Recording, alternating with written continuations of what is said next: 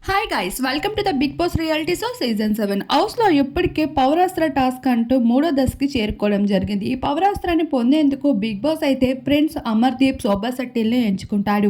ఈ విషయం పైన పల్లవి ప్రశాంత్ చాలా ఏడుస్తూ కనిపిస్తాడు. అంటే బిగ్ బాస్కి మనసుని నేను దోచుకోలేకపోయాను, హౌస్లో నేను మంచిగా ఉండలేకపోయాను, అందుకే బిగ్ బాస్ నా పేరు ఎంచుకోలేదు అంటూ తువాల్ని కప్పుకొని మరి కెమెరాస్కి కనిపించకుండా ఎక్కెక్కి ఏడుస్తూ కనిపిస్తాడు. మరొక వైపు బిగ్ బాస్ మరొక టాస్క్ అయితే ఇవ్వడం జరుగుతుంది. ఒక్కొక్క హౌస్మేట్ని కన్ఫ్యూషన్ రూమ్కి పిలుస్తాడు.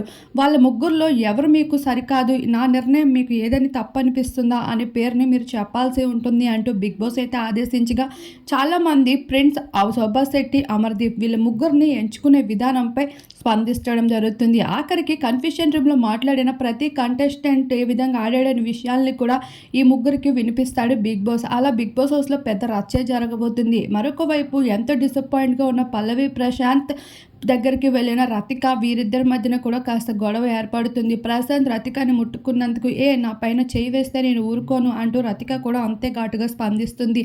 ఈ చిల్లర వేషాలు ఏంటి అంటూ పల్లవి ప్రశాంత్ కూడా అక్కడి నుండి వెళ్ళిపోతాడు.